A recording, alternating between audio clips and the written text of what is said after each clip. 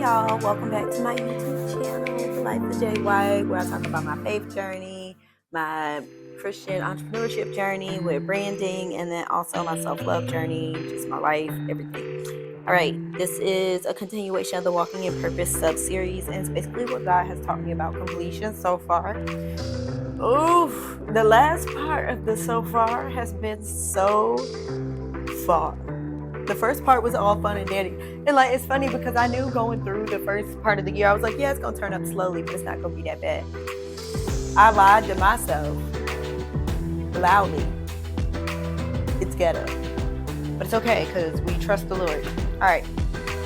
So what completion looks like. Completion so far. All right. So basically we'll be talking about, okay. So far, we have talked about what completion looks like, faith in the creative journey, overcoming overwhelm, imposter syndrome, prayer routine, failure and growth, productivity tools, ambition, comparison, and discernment. We've also learned that completion isn't about finishing the task. It's about becoming who God has called you to be within the process. So with that being said, I had some expectations for this year. So I was supposed to be done with certain goals by the end of the first quarter, but first of all, this episode was supposed to air like March 31st. Like, let's talk about that. Like, it's May. But we sticking to it though, and so I'm realizing that like God is creating consistency in me and like discipline to get these videos out every week, even though it's not as much as I would like to. Like, I set really high goals for myself, and like I really like I be here with it, but like even though I'm not like doing every little single thing that I want to do, like I'm creating better habits for myself, and I also see God like working in my heart and like changing my posture on certain things. So that's the reality of that. So like it really isn't about finishing like the individual task and the different things that you have going on. It's more so about like the work that's being done within you. Like that's what God means when he's saying he's going to finish, he's going to see it through to completion. Like he's completing you. Like, you know, you're the one that he wants to bring into the heavenly realms at the end of the day, because he's going to destroy all this shit down here on the earth. So like, and yesterday while I was crashing out, like it was just the coming to realization after the snack and the nap. It's just like, God is not so concerned about the trivial day-to-day things. He's concerned about the big picture. He's concerned about your heart. He's concerned about your soul. And so while it might seem like he's not there, not looking out, he is. He's there. He's looking out. He hears your cries. He holds you. He comforts you. He's there if you don't push him away. Like, don't push him away. But like, he's there. And you just gotta trust him and hold on. It's a wild ride though. Like, and I'm not gonna lie to you, it's wild out here. Like, it's ghetto. So yeah, that's expectation versus reality for sure. All right, so in this episode, we are going to be talking about the importance of honoring the process. What I've learned from showing up consistently, encouragement, and we're going to give you some encouragement for the people feeling behind or stuck. Ooh, y'all, I be feeling behind and stuck, so if you feel like that, it's okay. I'm right there with you. All right, so the power of completion. So Ecclesiastes chapter 7 verse 8 says, the end of a matter is better than its beginning. In Philippians chapter 1 verse 6 says, he who began a good work in you shall complete it until the day of Jesus Christ. I just said that. Come on. Like I said, I be knowing the word. I don't know where it's at, but I know what it says in that book. I know what's in that book. Over there, you see them books? I know what's in them books. I know what's in there. I can't point it out. I can't tell you the chapter. I can't do that. You know, I gotta look stuff up to know that much, but I know the word. And I can be like, the Lord said this. It's important to bury that stuff in your heart. All right. Okay. So for me, this year so far, I've learned that God cares more about how obedient you are versus your perfection. Like I said about me, like wanting to complete so many tasks for the year, but then like, you know, I'm just focusing on the consistency. God is more concerned about like how you're evolving and how you're listening to him and how your faith journey is with him and like your heart posture and stuff. Like if you're not changing as a individual. You're not changing your spirit. You're not changing like how you view things and things like that. That's what's really going to agitate the Lord. It's not so much about like the different individual things you do. And then also with perfection, it's like nobody's perfect. Jesus already came down here and did that. Like Jesus already came down here, was perfect, and died for it. Like perfection is not the job anymore. That was completed. That was finished on the cross.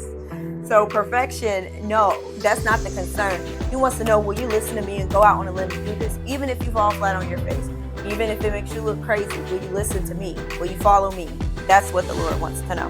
So with that, you have to remember that progress is often slow, but steady. Slow AF, y'all, for some people. If you like me and you on this journey like me, I feel like you in my audience because you are like me. It's going to be slow AF. And it is all a faith journey. And some of that is because of you and your heart and where it is. And it's a fact. And I know you think you're a good person. And like you probably like, yes, I'm better than most people. And you probably are. But like, have you considered that that's not good enough? And not in a way that you have to be good enough for God, because like you're forgiven. Like everything's good. But like we should strive for holiness every day. Like professing love to the Lord is an action. And you do that with how you behave, how you hold yourself accountable, how you fall on your face, how you pray, how the relationship builds in those ways. And so you have to understand that it's going to be slow. And sometimes you're not going to get your way. And it's going to feel like God's against you sometimes.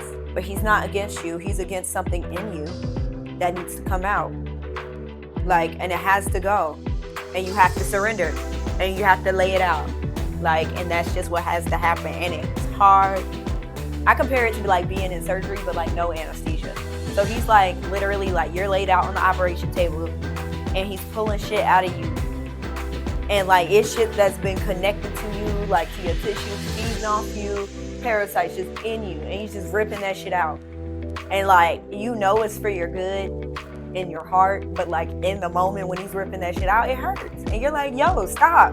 It's good. It can stay. I was doing fine with it there. Just like the Israelites and the wilderness, they was missing Egypt. They were like, we was good. Like, we can go back. Like, at least I had somewhere to lay my head at night. We're in the streets. Let us listen. But you have to remember, like, everything works out for your good. God is just. God is good. All the time.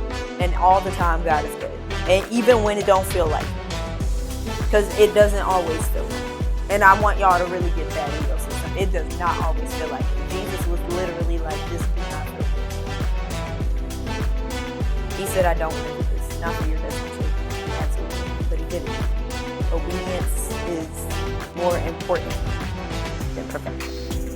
Okay. Ooh. All right. Oh, and growth happens when we stay the course. Hey! This elevated POV on this matter is due to yesterday's crash out. Brought to you by last night's crash out. Yeah.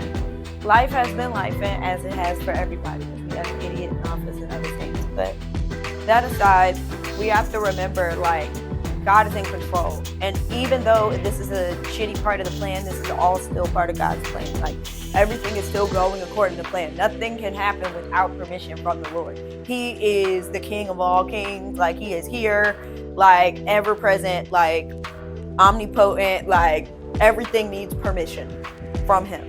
So if this is allowed to happen, we must stay the course. We must hunker down. We must praise louder, pray harder, worship more, come together in his glory more. Like, we need to give it all we got. Like, if he's telling us that this is the plan, then we need to put our feet down and say, well, we praying for you, Lord. Like, we just gotta be in the spirit and be in alignment with him. All right. Ooh. Y'all. So my crash out is related to I don't want my, I'm not going to name anybody, but there's just, and you know what? I'm going to flip this a little bit because I don't want to point anybody out specifically because people go through shit. But like, you know, with my business, sometimes there will be moments with clients where they're not able to fulfill every single payment for their contract obligations. And so like my services, the way they're set up is that, you know, you can pay me on a monthly basis, and even though the project might be finished, like you still got to finish, you know, paying for the cost of the work because I'm a graphic designer. Shit's expensive. Hey, like I don't know what to tell you, but it's branding stuff and it's stuff that's going to generate income for you. So I'm getting my piece of the pie up front. Basically, that's basically what's happening here. So I have it set up to where people do payment plans, but like sometimes with that, like when you have people signing executive orders to fire people and things like that, like you run into issues where people aren't able to maintain their contract obligations, and sometimes that leads to paused projects. Sometimes that leads to like just showing your client some grace and just letting them know that it's okay, and like having to shuck job and figure shit out, and like that can all get frustrating. That can get very frustrating and annoying because it's like you're always trying to show grace to people and represent and be there and be like that godly, you know, like be godly. Like I feel like grace should be associated with my brand. Like I just feel like I can't sit here and say God is in control and then not give people grace. Like I don't feel like that's right. Like I feel like that's perpetrated by itself. Like I'm very close to the Lord in the sense that he's my homie, and like I'm not about to misrepresent him in that way. Like I might get mad and call some of my close friends and pop my shit, but like that's as far as that goes. Like I'm not out here loudly trying to misrepresent the Lord ever. So for me, it's just like very important. That's just important that is there. But with that, it's like I have to really trust God to supply all of my needs in that realm. Like as far as my business goes, like I have to trust that the Lord will be there, not only for me, but for my clients, because, and that's what really got led back to, is just, I have to pray not only for myself in business, but I have to pray for each and every one of my clients that comes in, because like there's a covering that needs to be there for them. Like not only is it for my business, but like it's for them. Like my goal is to get them to thrive. And like, again, I can't sit here and say the Lord runs my business and then not have certain things in place to cover the people around me. Like it just showed me a lot. Like even though it was a very frustrating storm to have to deal with, after I cried, took a nap, had a snack, did it all, and then came back and regrouped with myself, I realized that, like, you know, one, God reminded me who he was. He was like, hold up, like, look around you. Your life, like, might not look the way you want it to look right now, but it's not bad. Like, you're good. You are not destitute by any means. I know you might think you are, but you're not. Like, relax. Your bills are paid. Calm down. And so it's like, okay, you're not wrong. And then on top of that, it's just like, you need to pray for your clients. Like, you need to protect them in the spirit, because everything that happens with them affects you. You see that now. You see how the community is connected. Like, whatever goes on in their life, it goes on in your life. They matter to you on a different level outside of their brands. It's like, you got to cover them spiritually too. So it's like, dang, I got to remember to do that. So it's like, in a way, God showed me he reminded me of who he was.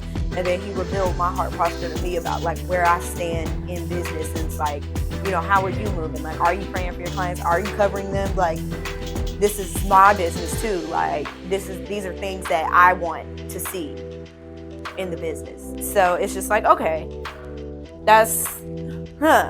okay, that's part of completion. But like going through that process, I had to hang on, because certain things I was ready to give up and quit and be like, no, I don't want to deal with this anymore, because every time it's shaky, it's stupid. But it's like, I can't do that. I can't bail out on people, because that's not my Holy Father. That's not what he would do. He would give grace. And he would recognize when people are actually trying and have discernment in the matter and know when someone is real and someone is faking. He would bring everything like before the Holy Father. Like, that's how my Jesus would behave. So that's how I need to behave with business. He would care for everyone spiritually. Like, I don't know. Like, that's just where I'm at with it. So that's part of what I learned about completion so far. Okay. So here are some personal reflection questions for you to journal or comment below with your thoughts. So it's like, what did I finish about this year so far? What did God reveal about my personal identity? Where did I feel his presence the most? And where am I growing or being tested? Now, what's next for 2025? Y'all, you don't have to have it all figured out. You can just stay faithful. What you plant in obedience, God will grow that in grace. Come on, grace. That's the thing. Grace. That's the thing. All right, so here are some practical action steps. You can review your goals and the wins. You can set intentions for the rest of the year. Pray over those new goals, habits, and those focus areas, and create space for rest and realignment. Key takeaways: completion is about obedience and faithfulness, not perfection. God honors consistency, and every day is a new chapter, but the author is the same, and that's you. You have a choice on how you move. So tell me what God taught you in 2025 so far, and comment that below. And next week we'll be talking about how growth is not glamorous, and we'll be embracing the hidden seasons. So again, comment, like, share, subscribe, and bye.